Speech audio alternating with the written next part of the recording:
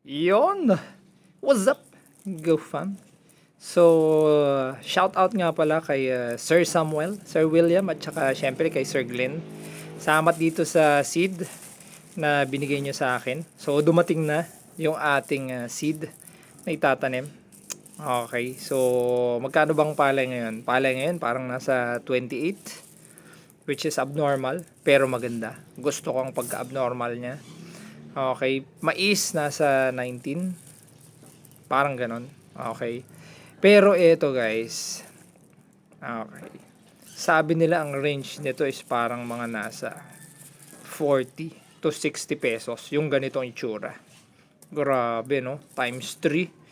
Tapos yung computation ko, magagastos parang mga nasa 20 mil lang ata per hectare. Tapos ang kagandahan nito, pwedeng ulit-ulitin tong seed. Okay. So, pag nag-click to, yung mga followers ko dyan, mga followers natin, bibigyan ko nitong seed para kayo, makapagtanim din kayo. At syempre, ako na rin bibili, di ba? At a fixed price. O, di ba? Saan pa kayo? Magtatanim pa lang kayo, meron ng presyo kaagad. Di ba?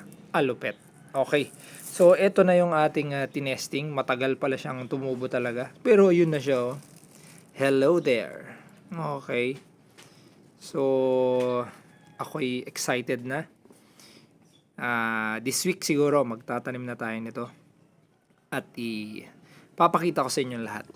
Diba? O, diba, Gail? Yeah. Okay. So, ayun na. So, tatanim tayo nito.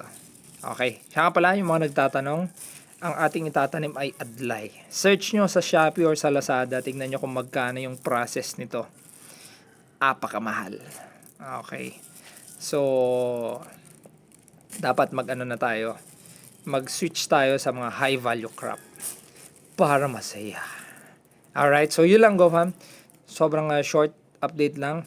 At papakita ko sa inyo kung paano magtanim nito. Ako din, di pa marunong pero syempre, lahat naman natututunan.